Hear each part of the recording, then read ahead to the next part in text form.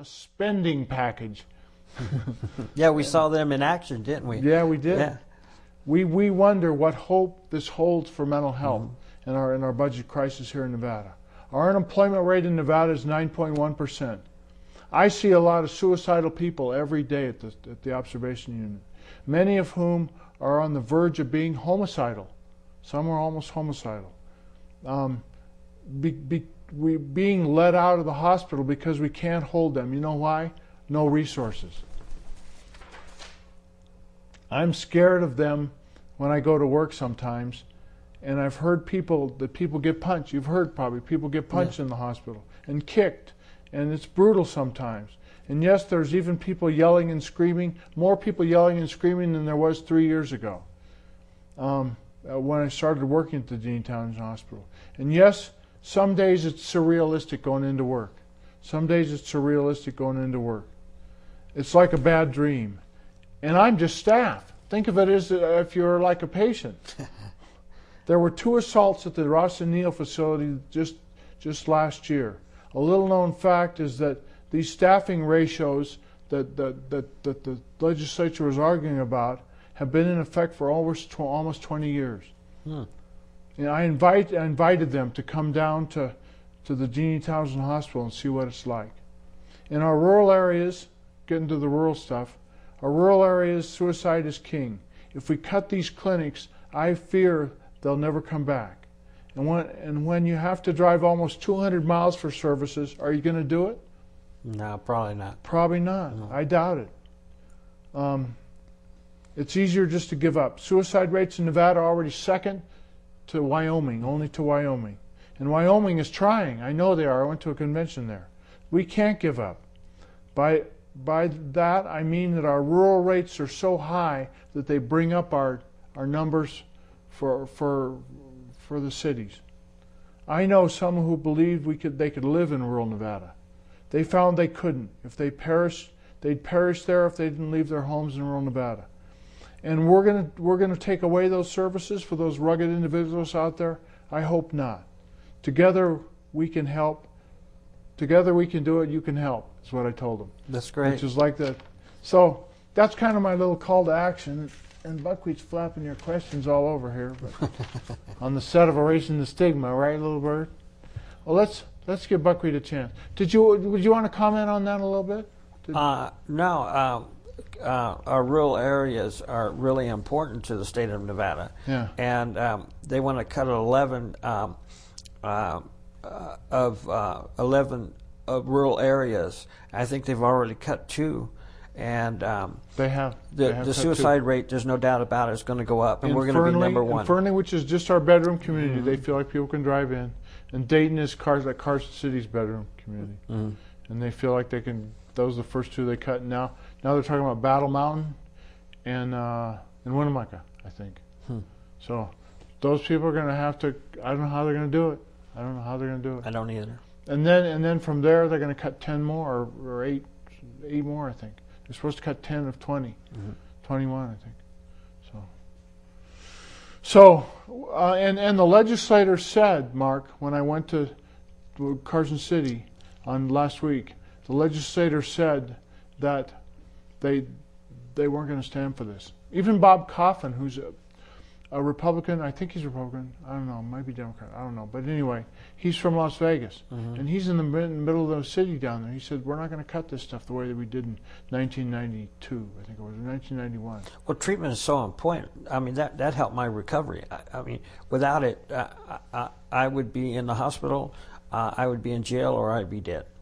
So, there's no, and if you can't get to the hospital, then you really don't have too much to live for. So the quality of life is really poor, and you either isolate yourself or you eliminate yourself. And I don't want to see, instead of seeing Nevada being number 2, we wanted to get on the bottom of the list of suicides, and cutting all this, I think they're cutting 30% back on their budget, and all the rural areas. I could see Nevada being number 1 in suicide very shortly. Yeah, That's the way it's headed. Although, I don't know. It's just we're fighting for a pie, for the biggest piece of the pie, or bigger piece of the pie. And I also wrote a paper about how education gets 51% of the total state's budget, and mental health only gets 23% of the total mental health budget, or the total HHS budget, I think it is. And it's a sad thing, you know. I mean, I don't know whether you'd say education is more important or healthcare is more important, but well, I think you have to have a balance. You do. I think you need it all. Yeah. Okay, well let's let Buckwheat do his thing. Come on, Lammers. Come on, little bird. Come on, little bird. You got cold feet, little animal. You want to say hello? Say hello. Hello. Oh, good bird. He could say hello to Mark, probably. He does sometimes. Sometimes he does. Now, long time ago, Buckwheat's first word was hello. Now Buckwheat wants to get control and take command of me. He says, say hello, Joe. Good bird. Hello, Joe. He says, say hello, Joe. So I go, hello, Joe. Now this next whippoorwill whistle disproves the old wives' tale that a bird that once learns to whistle can never learn to talk. Now Buckwheat whistles at me in the morning when I'm in bed. Good bird. Now people are always asking me, in the bars, I wouldn't take him to a bar, in the stores, in the halls, in the malls, can that there bird of yours talk? Let's ask him, can you talk? Can you fly? It's kind of a laundry list, but he's so good at it. That's a talking parrot. That's a talking parrot. I hear voices in there, Buckwheat talking. Okay? Let's see, and then, let's see. People are always asking me, can you fly? People are always asking me, can you talk? Good bird. All right. Let's see. Now, Buckwheat's an introvert who's trying to become an extrovert.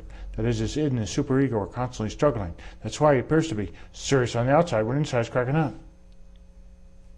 Good bird. He's such a smart little critter. He knows all the lines. An actor is at least part ham.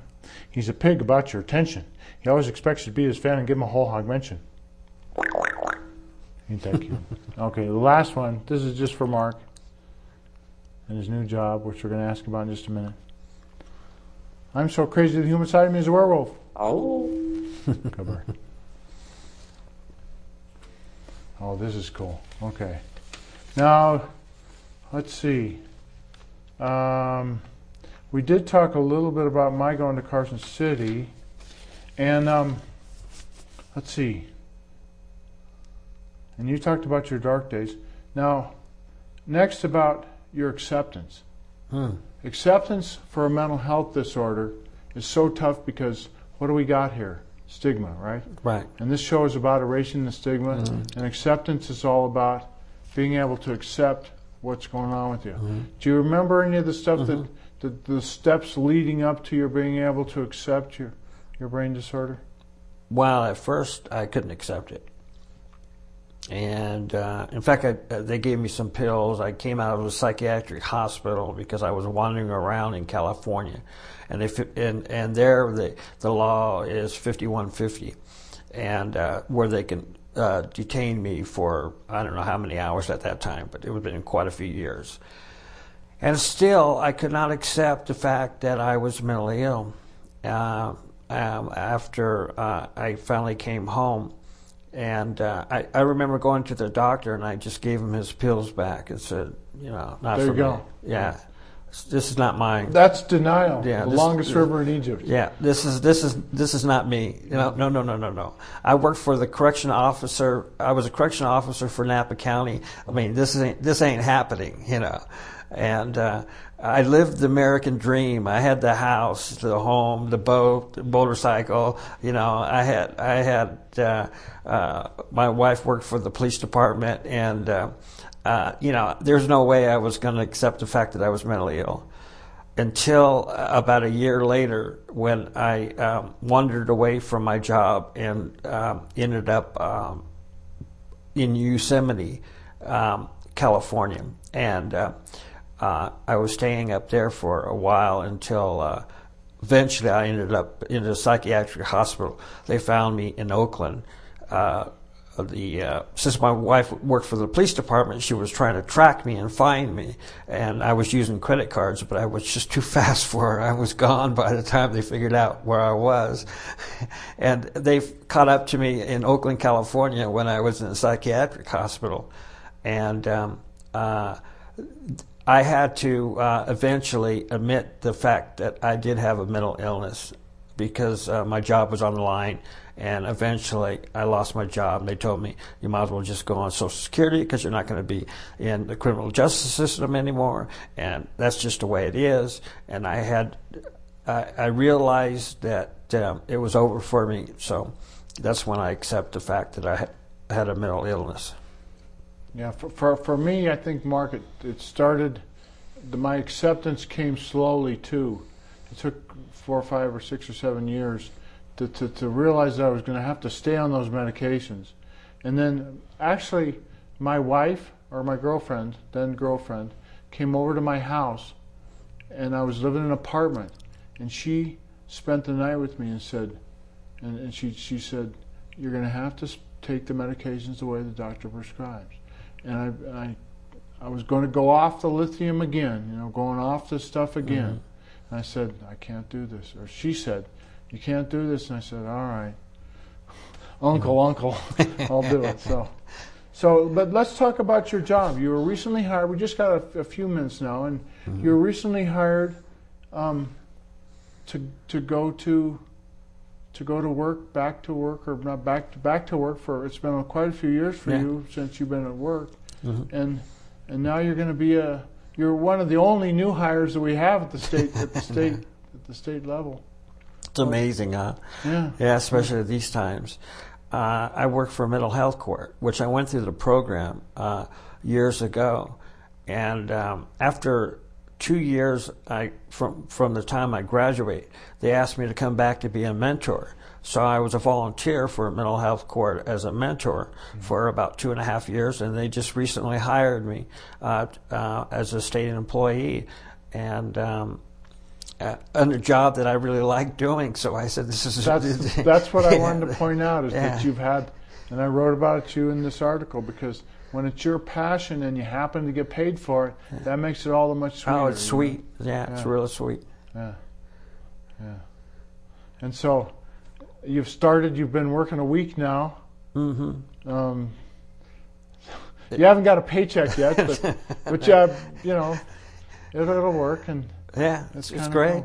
It's great. It's a little different because I'm working at the hospital, at the state hospital. Mm-hmm. And I've got they're putting my office together there, and it's really great because I'm working with some of the clients that I worked with when I was a volunteer for a mental health court. So it, like I said, it's sweet. It really is.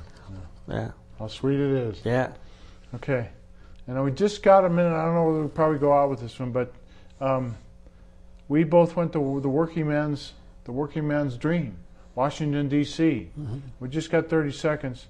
What was the best part of the trip for you? You said it a little bit at the Going through the Capitol. Going through the Capitol Zone. Yeah, having breakfast with Senator Reid. And I think that was one of the best times that I had over there in Washington. And remember that thing where Quincy Adams, I think it was Quincy Adams, you could hear him talk? Yeah. Or it was like they did this, one part of the building you could hear an echo from the other part of the building. When they talked over there, you could hear them talking over here. Yeah.